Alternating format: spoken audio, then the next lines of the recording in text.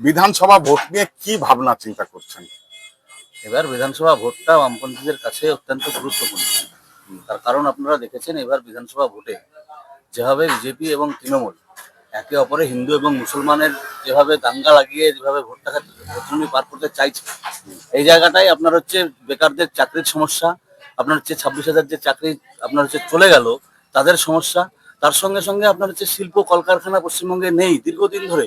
এই সমস্যাগুলো আপনার হচ্ছে ধর্ম নিয়ে রাজনীতিতে এই সমস্যাগুলো বিলীন হয়ে যাচ্ছে।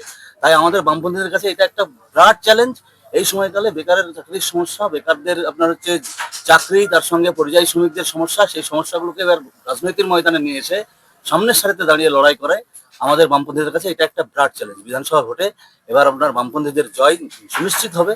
বামপন্থীরা এবার আপনার হচ্ছে সেই জায়গায় দাঁড়িয়ে থাকবে, বামপন্থীদের জয় সুনিশ্চিত হবে। আপনার কোন বিধানসভা এরিয়ায়? 64 মুর্শিদাবাদ। মুর্শিদাবাদ বিধানসভায় তো বামফ্রন্টরা তৃতীয়তে ছিল, সেখান থেকে কি এবার ঘুরে আসতে পারে বলে আপনার মনে হয়? অবশ্যই ঘুরে আসতে পারে, তার কারণ হচ্ছে বামপন্থীদের কাছে এবার জ্বলন্ত কিছু ইস্যু।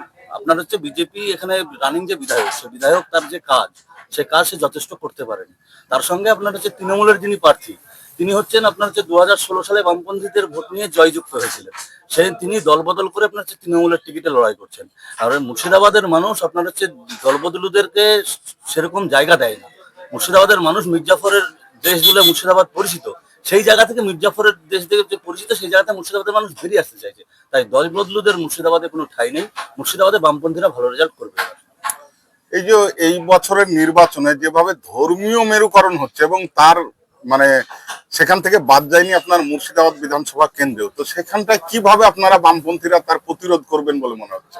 আমরা এই সময়কালে আপনার হচ্ছে যাচ্ছি, মানুষের দরে দরে যাচ্ছি, আপনার হচ্ছে মানুষকে এটা বোঝাচ্ছি যে যেভাবে ধর্মীয় মেরুকরণ হলে পরে মানুষের রুজিরুটির যে সমস্যা, সেই সমস্যাটা কিভাবে বিলীন হয়ে যাচ্ছে, এটা আমরা মানুষের কাছে যাচ্ছি, মানুষের কাছে এখন ছাড়া পাচ্ছি।